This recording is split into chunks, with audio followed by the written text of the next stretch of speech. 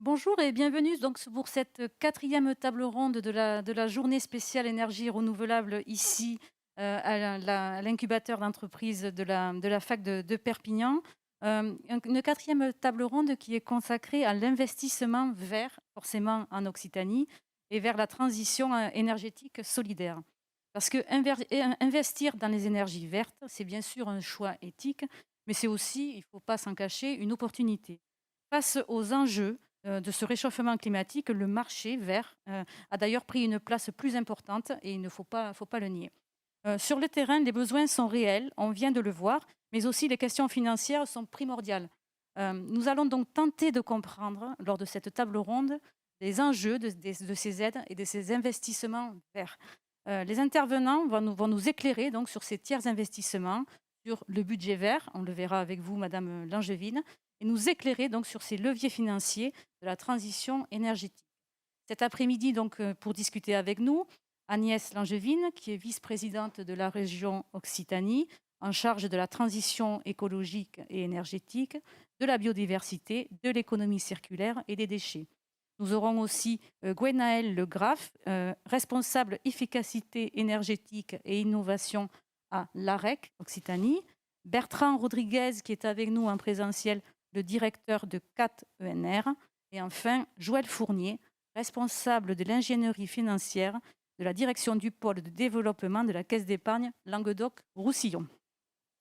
Alors, Madame Langevin, vous êtes donc la vice-présidente de la région. Vous êtes en charge de la transition écologique, on l'a dit. Et vous êtes là pour nous parler du budget vert. Alors, le budget vert, qu'est-ce que c'est? Bonjour à toutes et tous.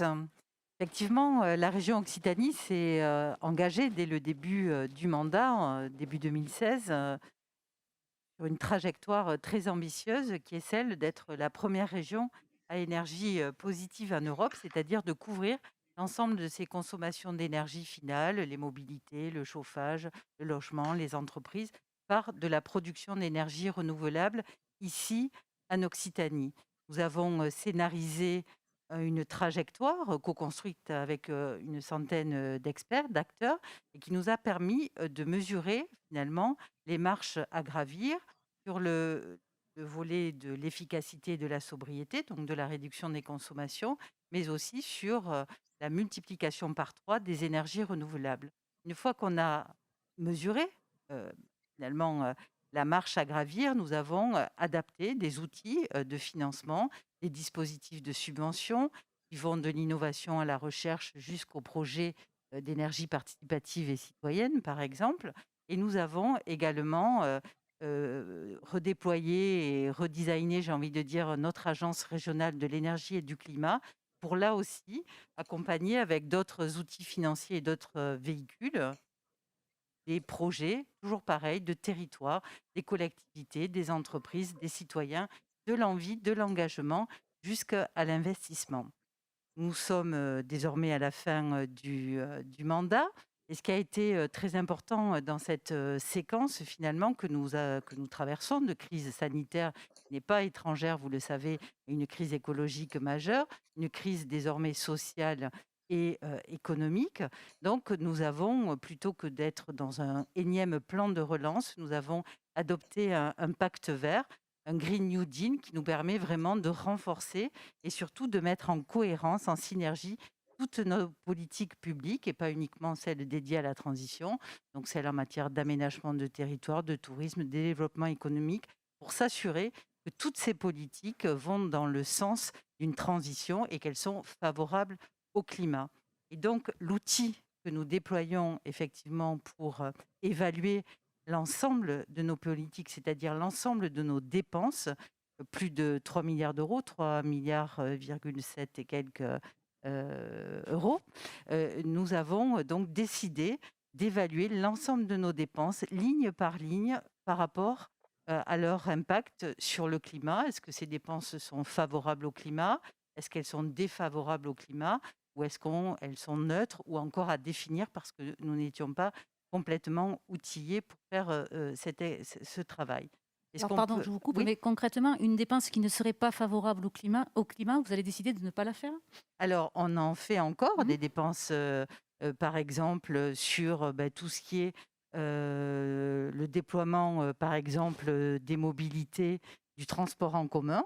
Il y a une partie évidemment qui va être cotée en favorable au climat parce que c'est du report modal, parce que c'est du transport en commun. Mais on ne peut ignorer qu'il y a des dépenses de carburant. Il y a encore des cars qui roulent au diesel, qui sont défavorables. Donc c'est un travail très très fin qui peut effectivement être encore défavorable au climat.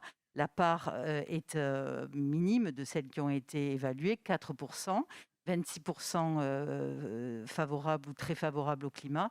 Et encore un exercice qui reste, par exemple, à évaluer par exemple, les dépenses de formation, qui est un gros poste Mmh. pour les régions. Donc, l'idée, c'était d'engager ce processus parce que c'est à la fois un exercice de transparence pour nos citoyens.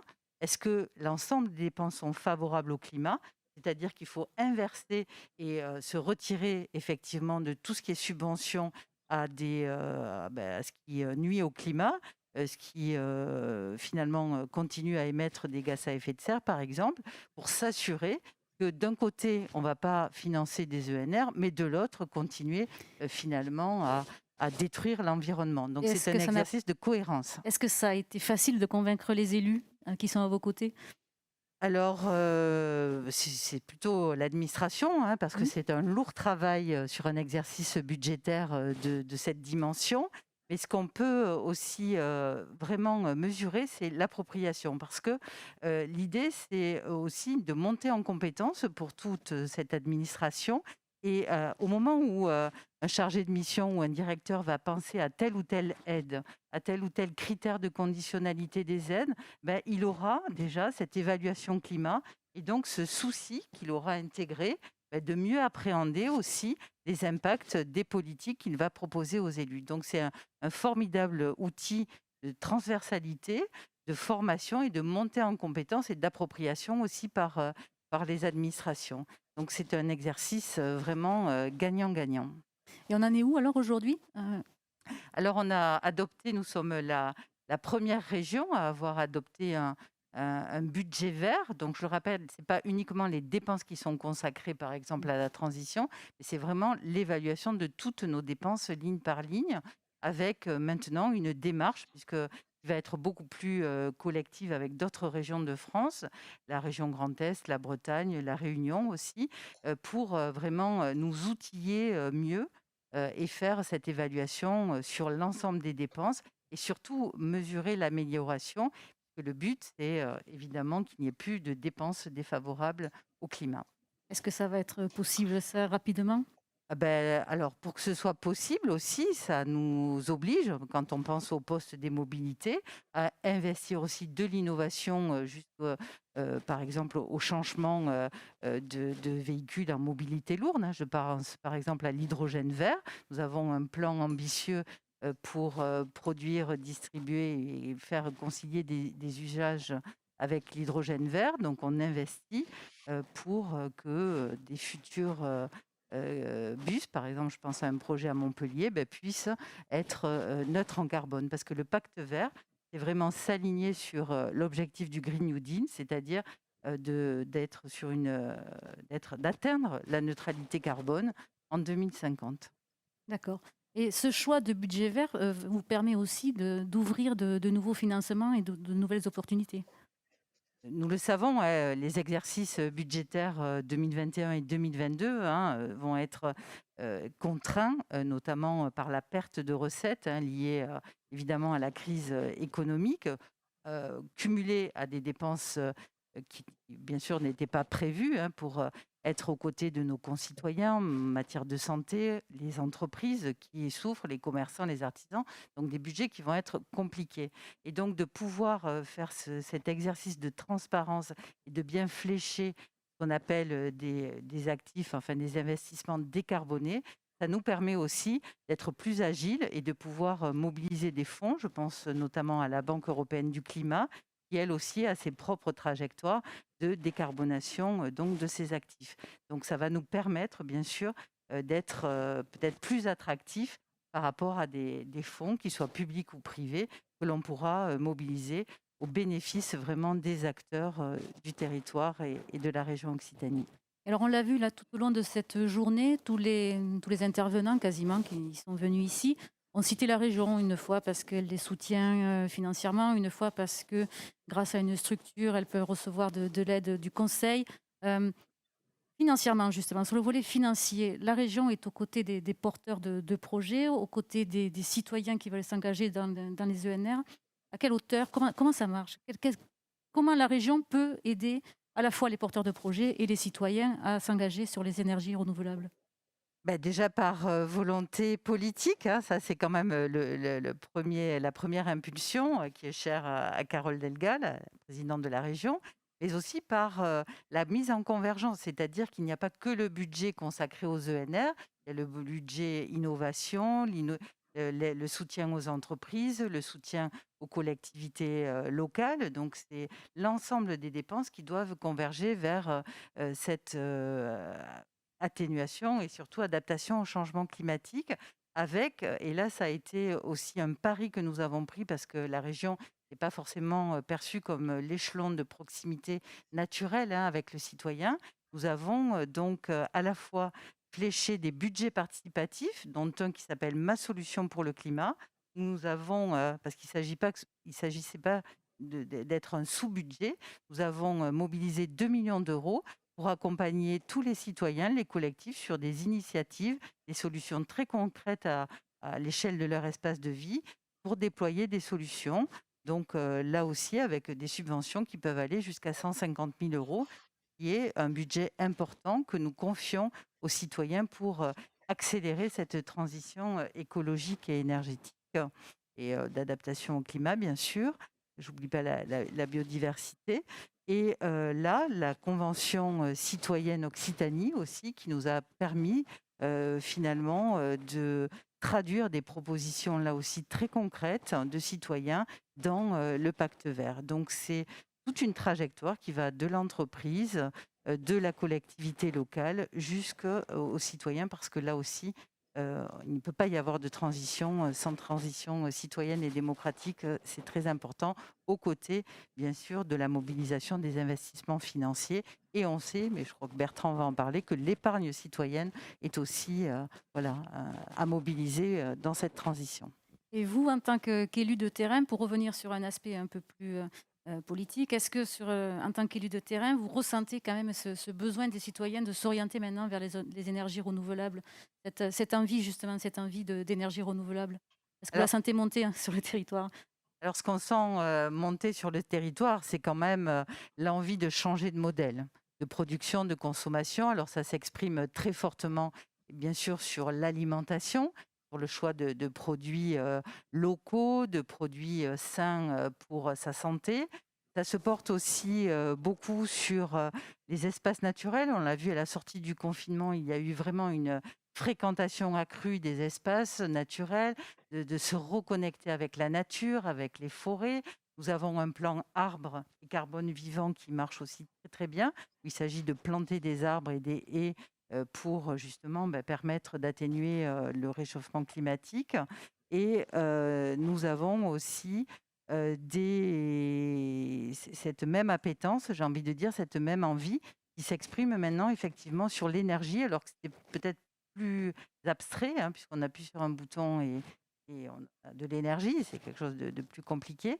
Sur pareil, les circuits courts avec, maintenant cette envie, de ce qu'on appelle l'autoconsommation, de pouvoir, vraiment, produire, consommer ce qu'on produit en l'intégrant aussi à des usages et donc on s'oriente maintenant vers un système énergétique qui est beaucoup plus décentralisé malgré des fortes résistances, du gouvernement et de l'État, notamment, liées au modèle, très, nucléaire français, mais c'est un autre débat.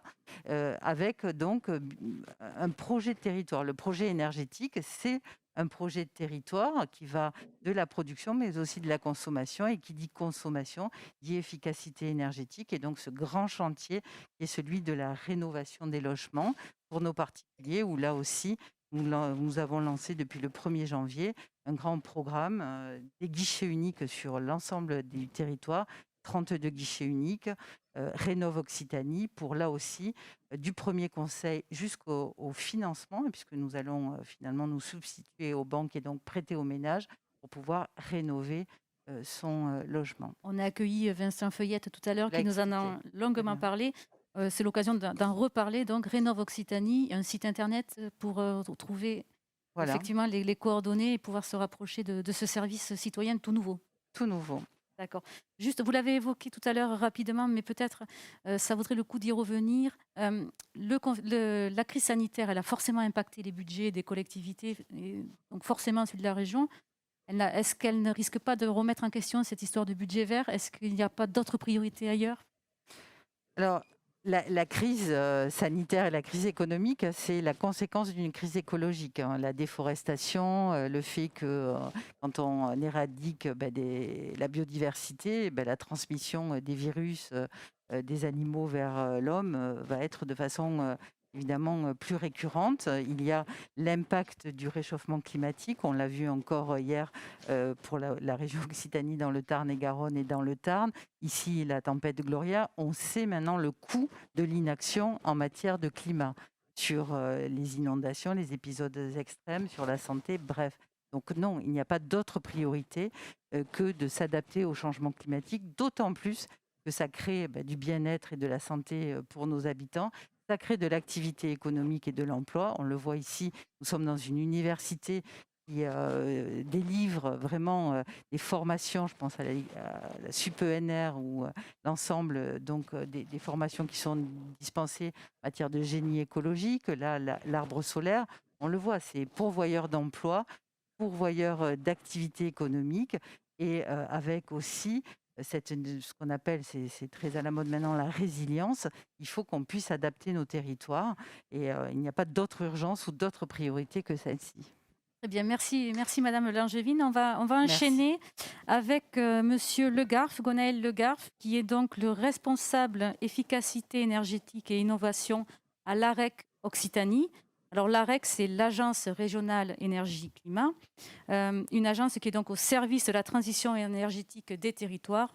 Mais tout ça est bien beau, mais en gros, Monsieur Legarf, à quoi ça sert l'AREC?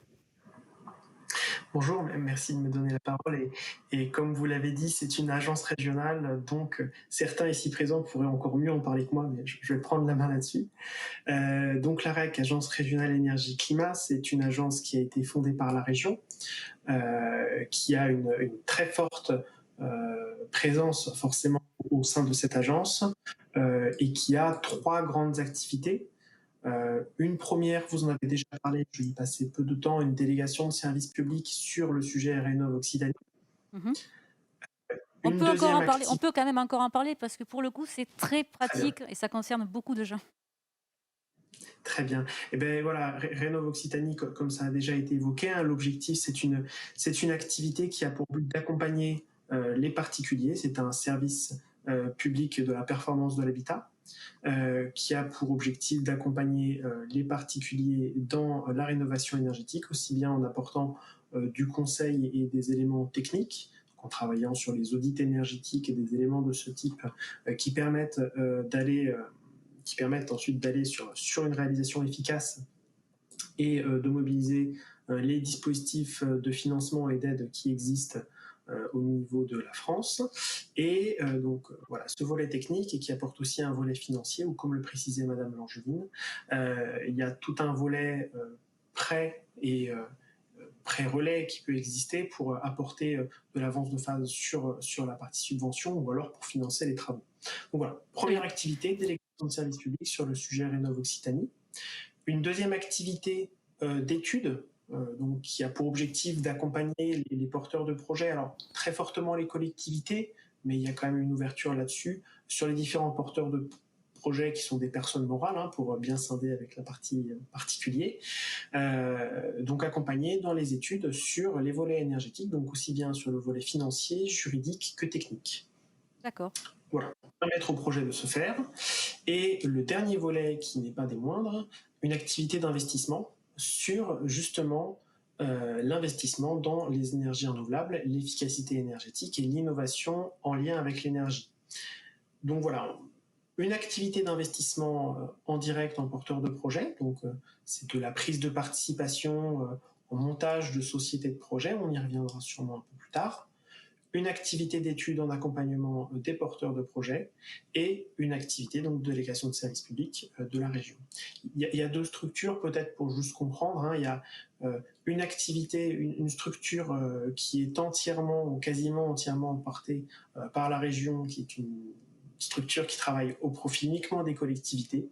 Et à côté de ça, pour la partie investissement, une structure qui existe et qui porte un certain nombre de capitaux pour investir, avec la région qui est très fortement présente dans cette structure, mais également la Banque des Territoires, la Caisse des dépôts, et certains établissements bancaires, et donc notamment Joël Fournier qu'on retrouve sur cette table ronde, qui est présent dans les prises de décision de cette structure d'investissement. Justement, Donc voilà, pardon. comme je finis juste là-dessus, ça agit avec un rôle de facilitateur de transition pour la transition énergétique. Ok.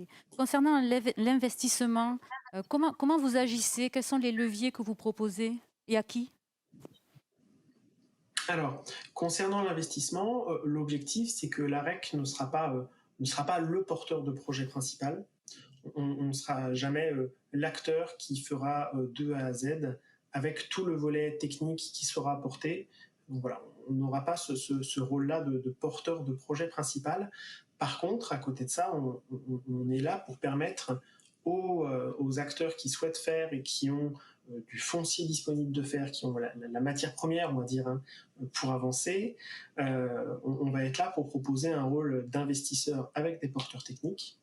Donc voilà, il va y avoir à chaque fois un acteur technique qui va être capable, par exemple, de travailler sur de la mise en place d'éolien, de la mise en place de bois énergie, de la mise en place d'hydroélectricité, et on va venir travailler avec cet acteur-là en complément et en apportant une participation financière dans la structuration du dossier et donc dans le financement de ce dossier-là.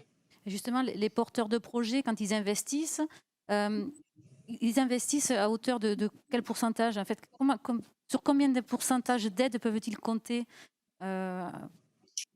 Alors, c'est pas une logique d'aide, hein. Pour expliquer un petit peu le fonctionnement, quand on est sur un montage de projet énergétique, on s'appuie très fortement sur les mécanismes qui existent dans tous les autres domaines d'activité. On va retrouver trois types d'actions, hein. Soit un acteur va vouloir, à les compétences, à le savoir-faire, et va vouloir installer sur son périmètre une activité énergétique. Donc, par exemple, hein, un changement de chaudière, si on prend l'exemple par exemple, d'un acteur industriel ou tertiaire, une commune qui a une chaudière fuel, qui veut changer pour arriver sur un nouveau type de chaudière qui aura une meilleure capacité énergétique, qui aura des meilleurs rendements et qui sera fait donc qui permettra d'avoir une énergie renouvelable, soit il va investir directement, il va éventuellement faire venir bien sûr hein, des acteurs, des porteurs techniques pour faire l'installation, mais voilà, il va directement financer et porter le projet lui-même. Ou alors il a deux autres façons de faire. La première, c'est un terme un peu barbare, mais qu'on utilise tous assez régulièrement, il va avoir du tiers investissement, c'est-à-dire qu'il va rester le maître d'ouvrage, il va rester la personne en charge de son projet, mais il va aller chercher du financement à côté pour permettre au projet de se faire. Et donc le tiers financement qu'on connaît le plus, c'est du tiers financement bancaire, donc un crédit bancaire, pour justement avoir les fonds pour porter son projet. La dernière solution, et c'est là que nous on intervient, c'est ce qu'on appelle du tiers investissement. C'est-à-dire que là, le porteur de projet va dire, moi, c'est des thématiques que je maîtrise beaucoup moins, des enjeux que je maîtrise moins, donc je vais chercher des acteurs qui pourront être porteurs à côté de moi, à ma place. Et donc ces acteurs-là, ils vont venir constituer le projet de A à Z, le financer, assumer les risques, et moi, après, j'achèterai par exemple l'énergie qui sortira de ce projet. Donc, j'achèterai la chaleur qui sortira, par exemple, de cette chaudière. Donc, qui peuvent être ces porteurs qui viennent à côté des investisseurs? Industriels. Alors, pardon, excusez-moi, juste pour comprendre, vous voulez dire Vous parlez des porteurs de projets qui viennent aux côtés des investisseurs. C'est qui? C'est des collectivités, des particuliers, des entreprises, Alors, bon, généralement, on va avoir un bénéficiaire. Admettons, on est sur une collectivité. La collectivité, avec son changement de chaudière, elle va, par exemple, je vais citer des noms qui sont connus, hein, mais c'est loin d'être les seuls. Elle va avoir un Dalkia, elle va avoir un Cofeli, donc des entités qui proposent les services aux communes là-dessus et qui vont proposer d'avoir cet investissement. Donc, ce sera des porteurs techniques.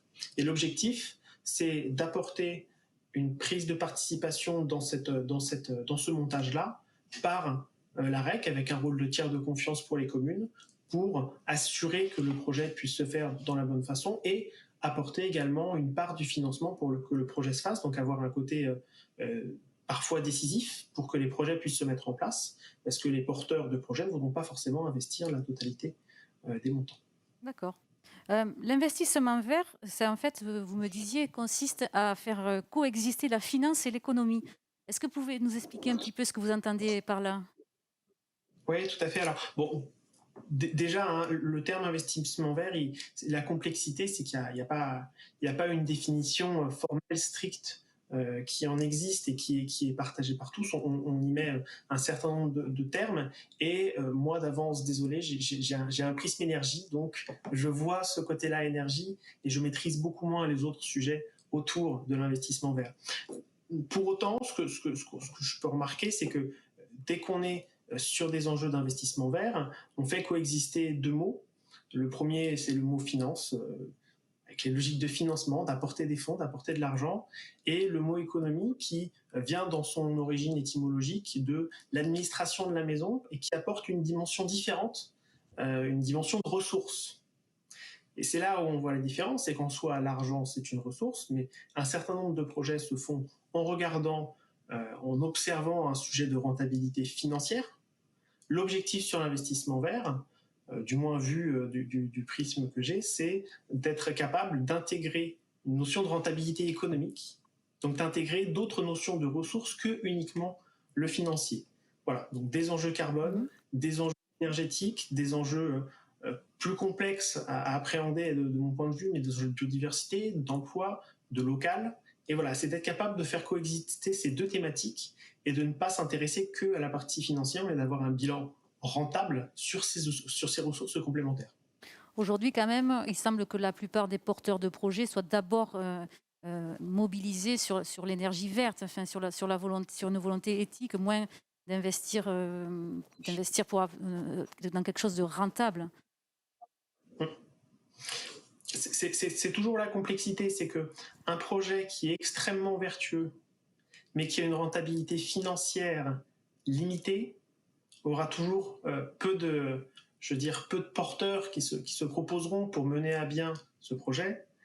Et à l'inverse, on retrouve, malgré, il y a en effet une tendance qui est très bonne, hein, de mêler ces deux termes le plus possible. On retrouve quand même un certain nombre de projets qui se font encore, c'est de moins en moins le cas, mais ça existe encore, hein, bien sûr, c'est des projets qui se font uniquement avec cet enjeu de rentabilité financière. Mais bien sûr, il y a une mouvance, et heureusement, dans le sens de mêler ces deux thématiques ensemble. De toute façon, j'imagine que rentabilité financière, quand il y a, elle n'est pas immédiate. Quoi qu'il en soit, il faut investir pour l'avenir. Quoi qu'il arrive, en effet, oui, dès qu'on est sur des notions d'investissement, on est sur des démarches pluriannuelles.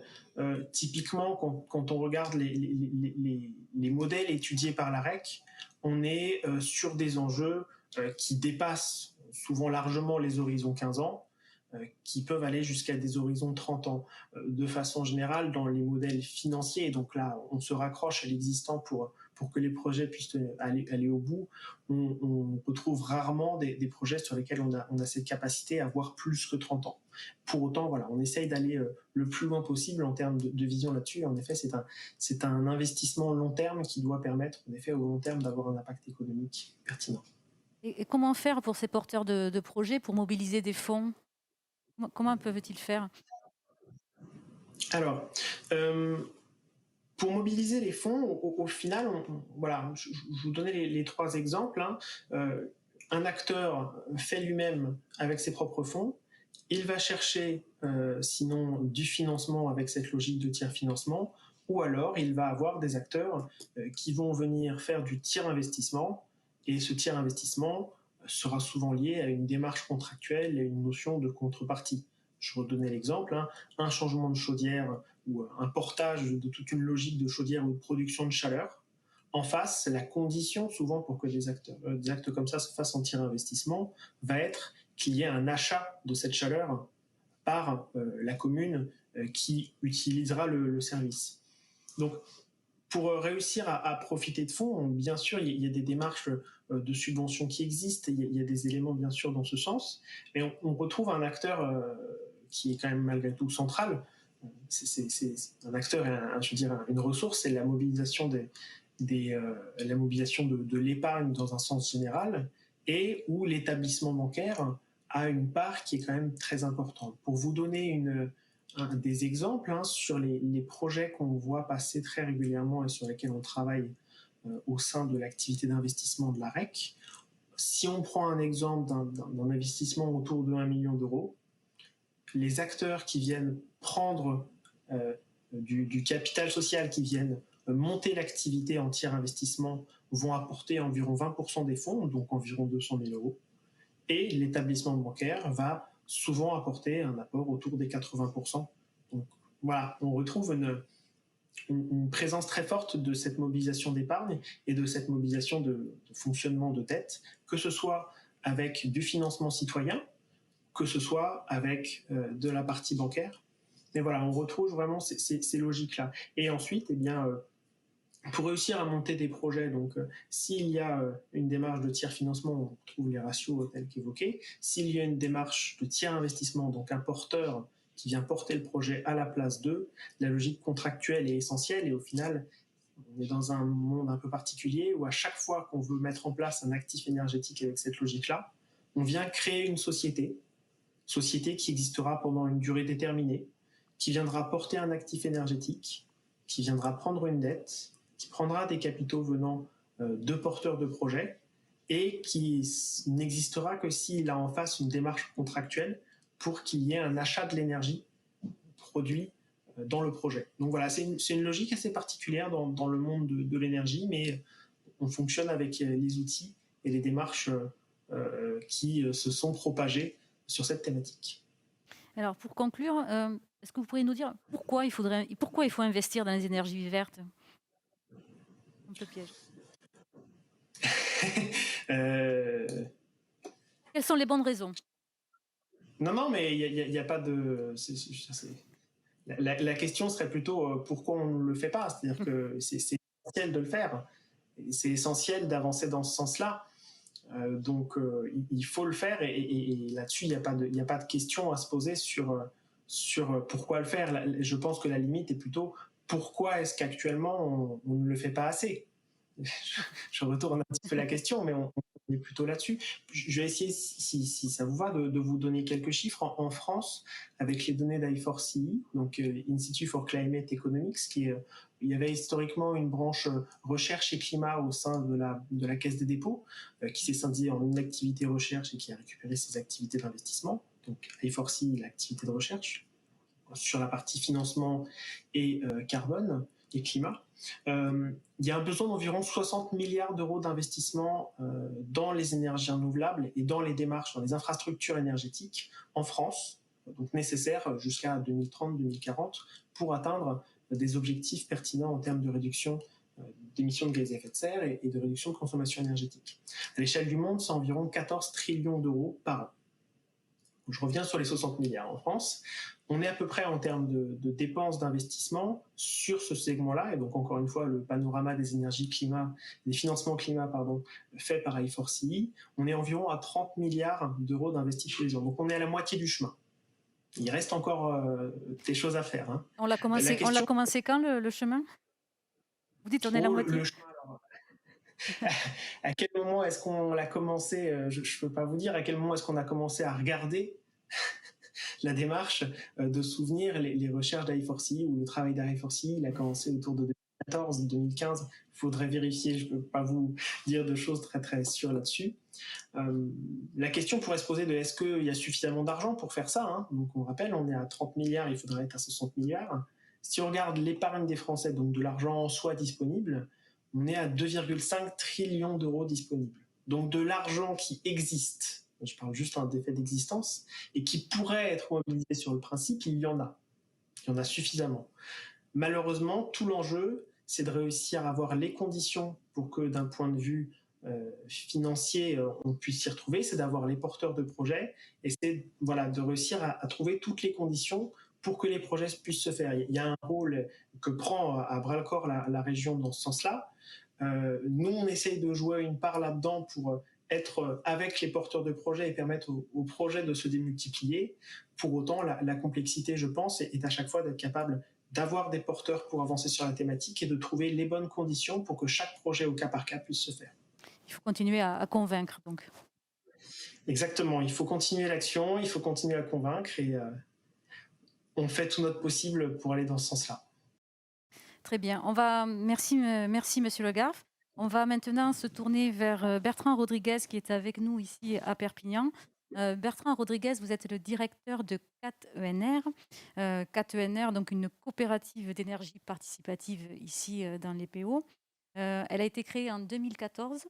Est-ce que vous pouvez nous expliquer un petit peu la genèse du projet, s'il vous plaît? Bonjour, oui. Donc, merci de m'avoir invité. Je suis très content d'être à l'université, donc où j'ai fait le master énergie solaire à son ouverture en 2005. Et on pourrait dire que la genèse de Caténaire commence à ce moment-là où, en effet, on suit à la fois des cours théoriques et on a la chance d'être sur une université qui propose une pluridisciplinarité. Et assez vite, on confronte en fait notre regard vu sur le prisme énergie avec des sociologues, des biologistes, des géographes, des juristes, etc., etc. Et on prend du coup la mesure en fait de l'ensemble des champs qui sont à mener et qu'on vit une crise qui est une crise écologique qui touche tous les domaines de notre société.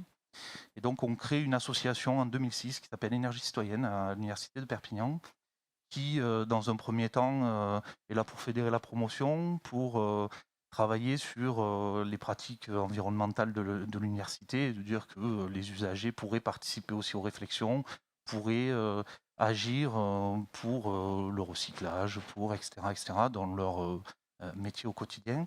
Et puis, on devait trouver des fonds pour aller en deuxième année suivre des cours au four solaire d'Odeio, et donc toute la partie solaire haute température, solaire thermodynamique. Et donc en 2006, on crée une association sans prétention, j'allais dire au départ, voilà, on sent qu'il y a des choses à faire, on y va, on verra bien ce qui se passe, et ça donne lieu à la création d'une AMAP, à la création d'un atelier vélo en autoréparation sur la cité universitaire, aussi un jardin collectif potager sur la cité U, et puis une semaine de l'environnement qui a lieu chaque printemps, et c'est l'occasion de faire venir tout un tas de conférenciers, faire des ateliers, etc., etc., avec un peu de budget de l'université. Hein. Il y a des budgets pour les projets étudiants. Et donc, voilà, ça foisonne pas mal. Et on suit donc dans l'historique le développement notamment d'Enercop en 2005, au moment de l'ouverture du marché de l'énergie. Donc Enercop au niveau national, qui est un fournisseur d'électricité. Puis Énergie partagée en 2009, qui est un fonds d'investissement dans les énergies renouvelables et un fonds d'investissement citoyen. Et puis, plus localement, Enercop a créé une coopérative régionale à Montpellier en 2012. Et il y a quelques coopératives en France qui naissent. Donc, je pense à, par exemple, Combraille Durable en Auvergne, les centrales villageoises en Rhône-Alpes, Confluent Énergie à Prades, donc localement aussi ici. Et on regarde de près ce qui se fait. Et on se lance donc en 2014 par une association de préfiguration en mai. On répond à l'appel à projet de la région, donc ENRCC, donc Énergie Renouvelable Coopérative et Citoyenne, dont on est lauréat. Et c'est vrai que c'est un gros booster. On a été accompagné par le département et l'URSCOP pour rédiger des statuts, donc d'un statut un peu particulier, qui est donc une SIC, Société Coopérative d'Intérêt Collectif, j'imagine qui a été développée tout à l'heure, enfin précédemment à la table ronde. Et fort de un été de présentation de notre projet, on trouve un paysan boulanger qui s'installe à Elne et qui rénove une bâtisse agricole. Donc pour lui, il a envie de faire des panneaux solaires, sauf qu'il est embarqué dans la rénovation de son bâtiment, son projet changement de vie, hein.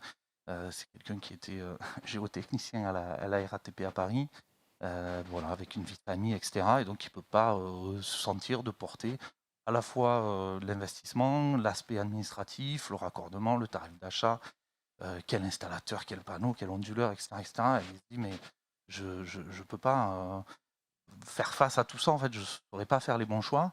Et c'est quelqu'un qui a une appétence collective qui est donc c'est une structure un peu sœur en agriculture qui est administrateur d'un organisme qui s'appelle Terre de Liens, qui est l'équivalent d'énergie partagée du coup sur l'agriculture. Il peut faciliter l'accès au foncier pour les jeunes.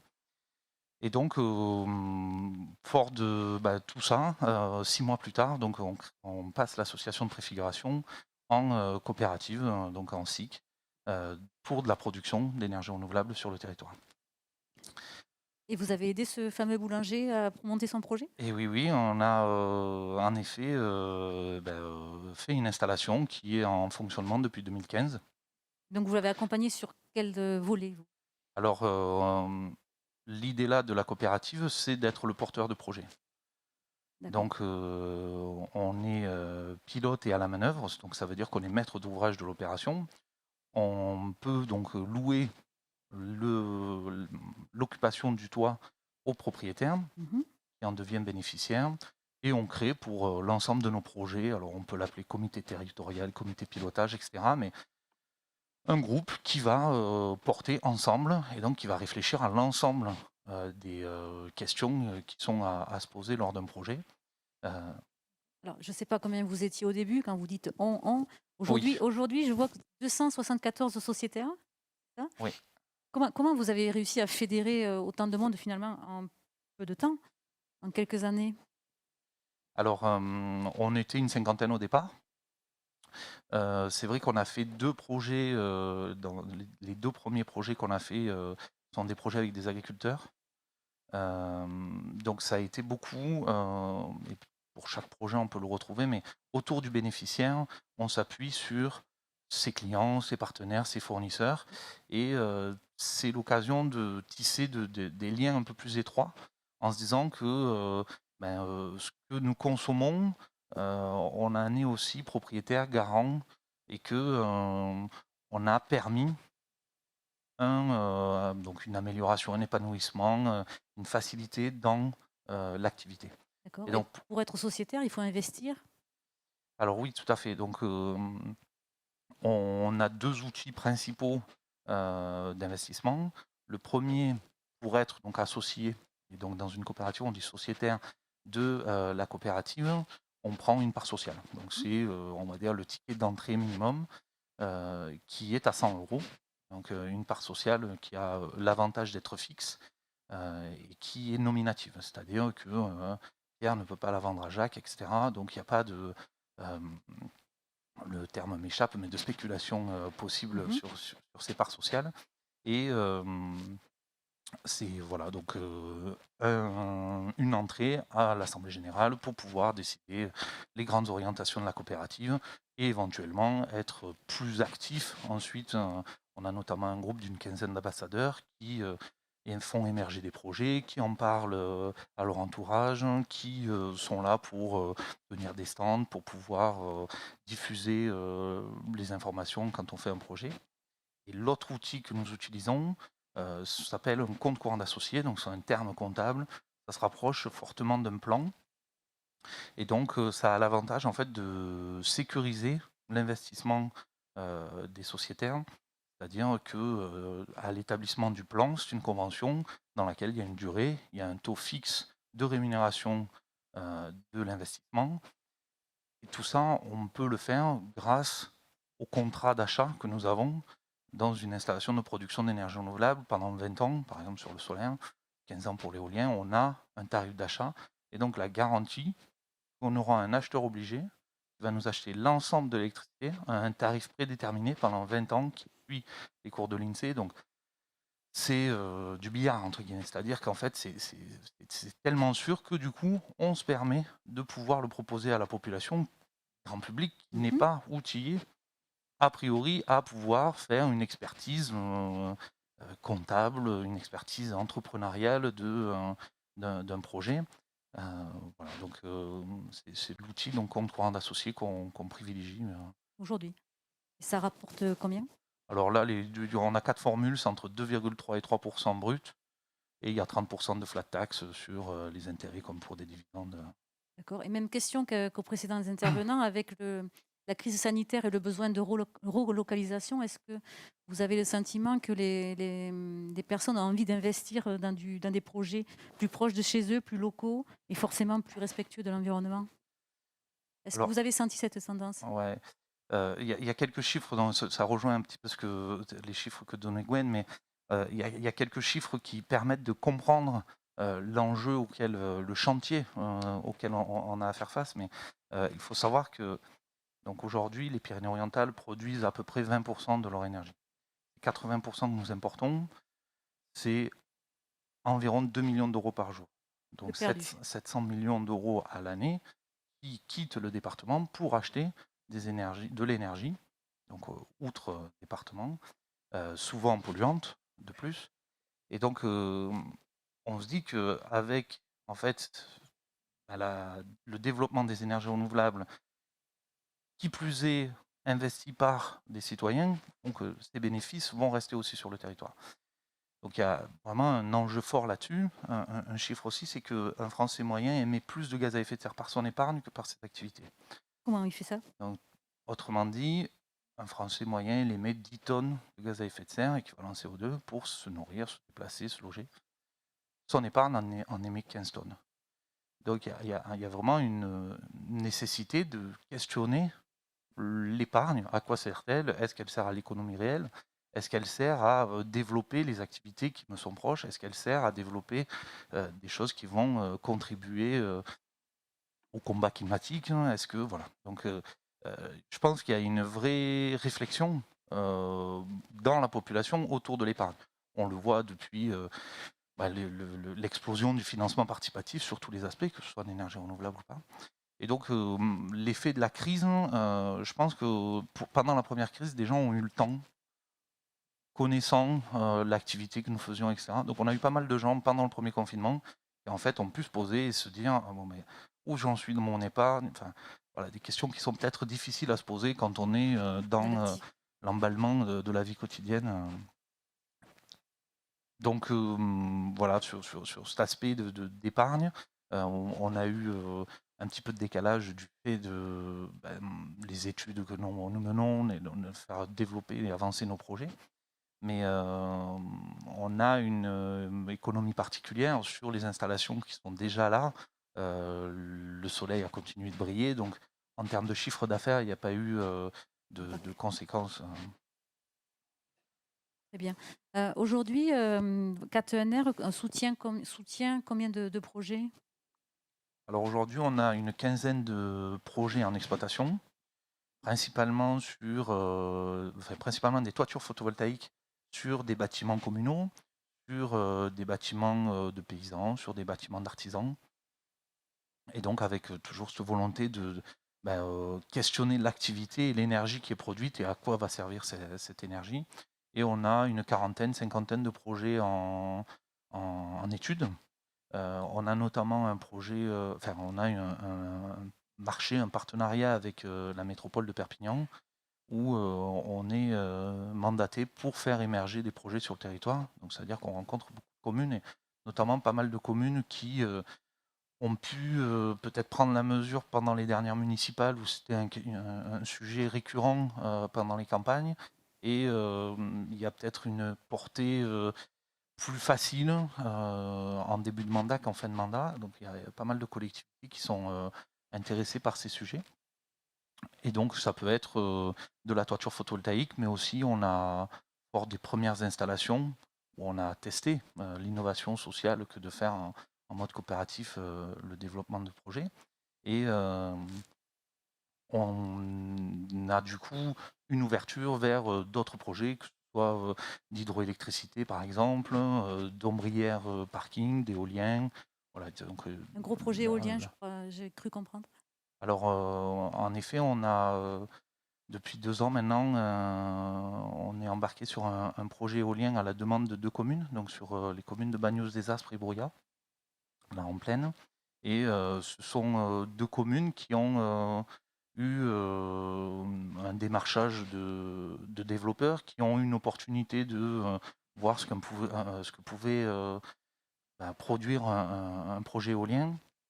Et donc, nous ont sollicité pour, avoir une démarche, heu, donc juridique et financière sur la maîtrise, du projet et donc en être, pleinement, à la gouvernance également. Et donc on a un projet qu'on appelle un projet de co-développement, donc c'est avec, le développeur Engie Green et Catener a 50 des voix sur la gouvernance et lors de la construction, il y aura 40 pour Catener et 60 pour Engie Green.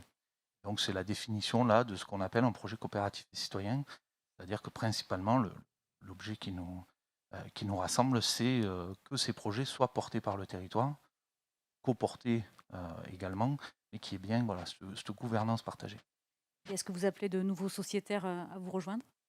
Alors oui, bien sûr, c'est-à-dire qu'en fait, ces structures-là permettent à chacun de pouvoir s'identifier sur son territoire. Il y a 200 coopératives aujourd'hui en France et on en a vu quelques-unes tout à l'heure, mais oui, oui, c'est l'occasion de pouvoir pousser sur son territoire le développement des énergies renouvelables et par-delà les activités du coup qui nous semblent chères, hein, quand on parlait des bâtiments publics ou chez des paysans, chez des artisans. Donc faciliter ces activités, les renforcer. Et donc on peut tous, du coup, on disait par exemple sur les toitures solaires, adopter des panneaux, faire du cotoiturage. Et donc c'est l'accès en fait à la production d'énergie renouvelable et à l'accélérer euh, plus facilement que peut-être porter un projet chez soi parce qu'on est à l'ombre, parce que je disais ce paysan boulanger qui se sentait pas d'y aller tout seul. Mhm. Donc à plusieurs, ça va mieux. Ben, c'est ça, et c'est que ce statut de société coopérative d'intérêt collectif permet à la fois d'associer les habitants, mais aussi toute structure, tout acteur du territoire, donc toute structure privée et publique. Donc on a des associations, on a des installateurs, des communes, le parc naturel régional des Pyrénées catalanes par exemple qui est sociétaire, etc. Et donc il y a vraiment cette intelligence collective euh, qui œuvre et qui permet à plusieurs d'être plus forts, de pouvoir faciliter les choses, chacun amenant son panneau à l'édifice. D'accord, très bien. Et Pratsener, on retrouve un site internet. Comment on vous rejoint? Catenaire.org. Mhm. Oui, je me suis. Pardon. Non, non, mais c'est KTNR, oui. là où on peut montrer justement, ça tend la perche pour montrer une démarche collective, c'est que nous considérons complémentaires sur les territoires. Et par exemple, dans les Pyrénées-Orientales, il y a 4 SIC d'énergie renouvelable. On est toutes sociétaires, nous sommes sociétaires de toutes ces SIC et on travaille sur le partage de nos expériences, les différents montages juridiques et financiers, et au-delà, 200 coopératives en France, et puis avec un autre réseau européen qui s'appelle RESCOP. Et c'est cette force aussi de pouvoir partager les différentes expériences sans euh, alors, ça dépend des projets, mais sans devoir cacher les montages de par le mot m'échappe aussi, mais le fait d'être concurrent Mhm. avec d'autres. Et c'est enrichissant parce que du coup, ce mouvement né depuis peu de temps avance très vite, avance très fort, grâce justement à ce partage. Ce partage et ce réseau, on l'a vu effectivement tout au long de la journée, que c'était vraiment important pour tous de travailler, de partir de petits, mais de monter et de surtout échanger pour ne pas rester seul dans son coin, effectivement. Eh bien, merci beaucoup. Nous allons rejoindre maintenant Joël Fournier, qui est donc en visioconférence. Joël Fournier, il est responsable ingénierie financière à la direction du pôle développement de la Caisse d'épargne Languedoc-Roussillon. Bonjour, bienvenue. Bonjour, On l'a merci vu, de. on l'a vu tout au long de cette journée, il y a des objets financiers qui si on peut parler comme ça, de tailles totalement différentes, du plus petit au plus grand. Ça est forcément une taille d'objet, financier, qui va changer la donne et modifier les circuits financiers. Est-ce que vous pouvez nous parler de cette donne-là? Oui, alors complètement, hein, effectivement, quand on parle du financement des énergies renouvelables, il y a vraiment des univers complètement, séparés, hein, si on considère d'un côté, par exemple, sur un extrême, les grands parcs, éoliens, offshore en mer du Nord et puis de l'autre, des centrales, par exemple d'autoconsommation chez un particulier. On n'est pas du tout sur les mêmes, types d'investissements, les mêmes types d'acteurs et du coup les mêmes types de circuits financiers. Donc nous, comment est-ce qu'on se situe, là-dedans? En fait, on est un établissement mutualiste, hein, avec un caractère territorial. Donc finalement, on est plutôt en ligne avec, la tendance de fond, de développement des énergies renouvelables qui sont quand même malgré tout plutôt des énergies à profil décentralisé, on l'a déjà évoqué. Ça fait donc une douzaine d'années qu'on est sur ce segment-là et puis qu'on finance à peu près 10 ou 12 projets par an, essentiellement de l'éolien, du solaire et puis de l'hydroélectricité, un petit peu de méthanisation à la marge. Et qu'est-ce qui pardon, je vous Donc coupe, final- je vous coupe. Qu'est-ce qui fait qu'une banque s'engage comme ça dans des projets, d'énergie renouvelable? Alors, il y a 2 aspects, hein. Il y a un aspect, forcément commercial, hein, avec une logique de marché et il y a un marché, je pense que c'est important quand même de le réaffirmer, même si c'est pas la seule approche. Il y a quand même un marché, hein, une notion d'équilibre économique autour de ces projets. On n'est pas sur quelque chose de totalement factice, hein, purement subventionné. Il y a une cohérence économique. Donc forcément, nous, on est impliqués à partir du moment où cette cohérence est avérée. Et puis, ce qui joue également, je pense, c'est l'approche de certains établissements, surtout sur la phase initiale, dans les premières années où les énergies renouvelables ont été lancées. Je pense que des groupes qui étaient plutôt avec des caractères coopératifs, avec des politiques de RSE un petit peu orientées sur les populations locales, le développement durable, etc., ont quand même pour une partie d'entre eux pris, pris compte de cette évolution et sont rentrés sur cette dynamique-là. Ouais. Voilà. Après, globalement, on est sur un marché qui s'est élargi, hein. Aujourd'hui, tous les groupes bancaires financent de l'énergie renouvelable à peu près, puisqu'on est même plutôt sur un schéma où le financement de centrales traditionnelles, lui, devient de plus en plus compliqué, hein. Il y a des établissements qui ont arrêté totalement le financement de centrales thermiques, par exemple. Donc aujourd'hui, on est sur quelque chose qui s'est quand même vraiment démocratisé. Ce n'était pas forcément le cas il y a 10 ans. Et on a des schémas de financement qui sont quand même assez diffus, assez bien implantés maintenant. Ouais. Est-ce que vous arrivez à convaincre vos épargnants de s'engager aussi vers les énergies renouvelables? Est-ce que c'est un discours Alors, il y a des initiatives, alors pas forcément exclusivement au niveau de mon établissement, mais il y a des initiatives de collecte qui ont déjà été menées dans des établissements mutualistes pour financer des projets. Après, le problème que l'on a sur le fond, c'est quand même la simplicité de l'étude de financement et du nombre d'acteurs à rassembler, que ce soit du côté de la levée de fonds ou du côté du projet qu'on étudie. C'est un petit peu là où je voulais en venir, c'est-à-dire que donc vous avez des très gros projets ou des projets de taille plus contenue, mais quand vous avez par exemple une belle centrale au sol de quelques hectares, où on parle en millions d'euros, on cible un projet. Donc on va faire une étude détaillée d'un projet, on va affecter quelqu'un qui va le regarder en large et en travers et qui va pouvoir affecter un temps important dessus pour regarder ses spécificités.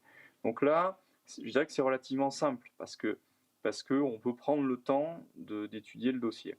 Alors, il faut savoir que le seuil critique d'étude en fait, des dossiers, il n'est pas homogène entre les établissements, hein. Vous avez des établissements qui ne vont rien regarder en dessous de 100 millions d'euros, il y en a qui ne vont rien regarder en dessous de 15, il y en a qui ne vont rien regarder en dessous de 5. Nous, on est plutôt, enfin, dans mon équipe, on travaille plutôt sur une logique entreprise. On regarde en général les dossiers, les plus petits, ils font 500 000 euros, 1 million d'euros, à peu près, pour vous donner un ordre de grandeur.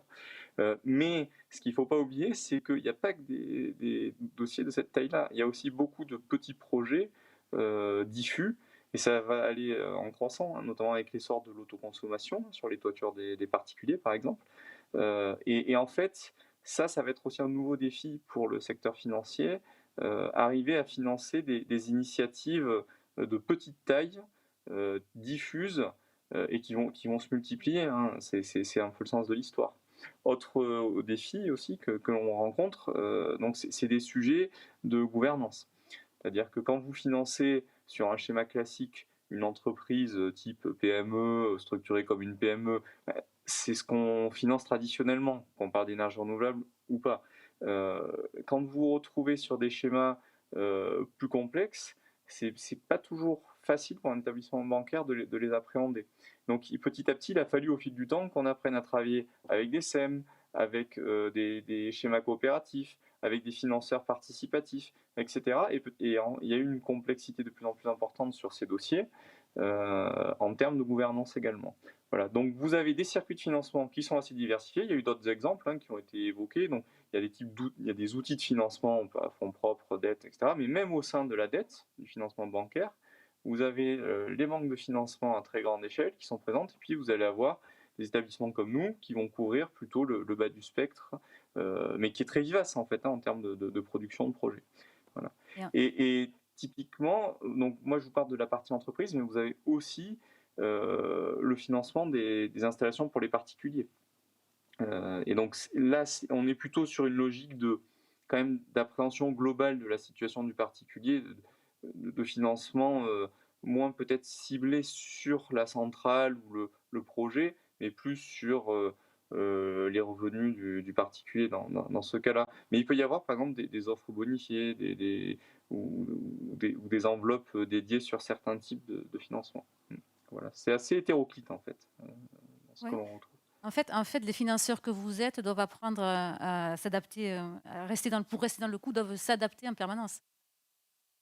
Oui, alors, donc on a parlé des tailles de financement, on a parlé un peu des typologies d'acteurs qui peuvent être variées. Ce qui est important aussi, c'est de voir que les objets de financement, donc les types de projets, évoluent dans le temps. Il y a 10-15 ans, on était sur un schéma assez centré sur de la production d'électricité majoritairement, et sur de la centrale solaire, du parc éolien, de la centrale hydroélectrique, bon, plus quelques autres applications. Mais les choses étaient assez standardisées. On avait le fameux contrat d'achat qui a été évoqué tout à l'heure. Donc on avait des projets un peu types. Aujourd'hui, en fait, on voit qu'il y a vraiment une multiplication, une déclinaison des sujets de financement, parce que les énergies renouvelables et de manière générale, enfin, le secteur, on va dire green au sens large, c'est de la production d'électricité, mais pas que. Ça va être de la production de fluides qui vont après pouvoir être transformés ou pas, mais je pense par exemple sur tout ce qui est hydrogène. Ça va être, ou de la chaleur aussi, ça va être des problématiques de transport, donc on va être sur le véhicule électrique, hein, sur le véhicule à hydrogène pour des flottes de bus, etc. Ça va être des problématiques d'équipement de l'habitat, donc par exemple tout ce qui est isolation, puisque finalement on peut jouer sur la production, mais on peut aussi jouer sur le contrôle des consommations. C'est une orientation assez forte des pouvoirs publics depuis quelques années maintenant. Et aujourd'hui, en fait, il y a beaucoup de sujets avec des cadres assez différents, des cadres réglementaires différents, des typologies vraiment variées qu'il faut traiter. Et d'ailleurs, le financement bancaire ne traite pas tout, hein. Il y a aussi des dispositifs extérieurs qui sont avérés assez pertinents. Je pense au crédit d'impôt, par exemple, sur des petits dossiers de particuliers. Enfin, il y a tout un tas de solutions. Mais pour nous, on doit quand même globalement regarder l'émergence de toutes ces filières et de tous ces sujets, et c'est pas forcément simple, notamment quand vous êtes dans un établissement régional, parce que quand vous êtes sur une équipe de taille critique avec 5-6 personnes dans une banque à Paris dédiée uniquement au secteur, vous avez du temps à louer à la recherche, vous pouvez aller dans des meetings, dans des conférences spécifiques, etc. Nous, quand on est en région, on doit toujours trouver un équilibre, parce qu'on n'a pas forcément le même niveau de ressources, voilà, pour suivre les évolutions. Très bien. On approche de la fin de cette table ronde. J'ai quand même envie de vous poser une question concernant l'épargne, puisqu'on parlait d'épargne tout à l'heure avec Monsieur Rodriguez. On a beaucoup entendu parler d'une épargne solide qui se serait construite justement pendant les périodes de la crise sanitaire. Est-ce que vous incitez, vous, juste les personnes qui épargnent chez vous, à se tourner vers des investissements comme ça dans des voies vers l'énergie renouvelable? Est-ce que ça peut être une opportunité, pour eux d'utiliser cette épargne? Alors, il n'y a même pas besoin d'inciter les gens aujourd'hui. Je crois que c'est effectivement le vrai tournant qu'il y a eu depuis quelques années. Il y a une partie de la clientèle qui est très demandeuse en fait de ces sujets-là. Il y a eu l'émergence de plateformes, hein, notamment de financement participatif. En fait, il n'y a pas forcément un placement bancaire direct, mais souvent, typiquement, les plateformes peuvent passer des conventions avec les établissements bancaires pour aller chercher des souscripteurs. Et effectivement, alors, c'est pas forcément pour moi lié directement au Covid, mais il y a quand même une évolution sociétale de fond qui fait que, d'une part, les gens ont envie, pour partie en tout cas, de financer ce type de centrale. Il y a une acceptabilité beaucoup plus importante, je pense notamment au niveau des jeunes, hein, que ce qu'on pouvait avoir il y a quelques années sur des classes d'âge plus âgées. Et puis, il y a aussi quelque chose de purement pécunier, c'est que, comme je vous disais, on est sur un schéma avec un certain équilibre économique. Et aujourd'hui, par exemple, une centrale solaire, c'est reconnu comme un investissement à part entière. Voilà. Ce qui, il y a 3, 4, 5 ans, n'était pas forcément encore le cas dans la sphère des particuliers. Voilà. Et du coup, je pense que ce mouvement, oui, il est naturel en fait. Hein. Il va s'amplifier, je pense. Il va s'amplifier. Très bien, donc on Vous peut pouvez le voir par exemple sur le succès des collectes quand vous avez des parcs éoliens qui sortent avec ou solaires avec des financements participatifs avec des opérateurs de qualité. Vous avez des collectes qui sont bouclées des fois en quelques heures, quelques jours, très très vite. Hein. très bien, donc investir dans les énergies renouvelables, c'est bon pour la planète, mais c'est aussi bon pour le porte-monnaie, on peut le dire pour, conclure cette table ronde. Oui, disons que je pense que le renouvelable, après ça dépend des filières dont on parle, mais globalement est en train de trouver sa place sur un schéma d'équilibre économique avec des prix relativement compétitifs et dans un schéma diversifié, hein, puisque bon, l'énergie, il y a le renouvelable, il y a aussi d'autres sources d'énergie, mais on est sur quelque chose qui est beaucoup moins peut-être fantasmé, beaucoup moins sujet à des débats sans queue ni tête. Il y a une cohérence quoi, qui est en train de s'installer depuis quelques années et je pense elle va faire que cette filière va se développer, va continuer à se développer pendant au moins 10-15 ans. On n'a pas trop d'inquiétude là-dessus. Super, une note d'optimisme pour boucler cette quatrième table ronde. On se retrouve à 17 h avec la marraine de la journée, Fanny Agostini, pour une interview exclusive. Merci, à tout à l'heure.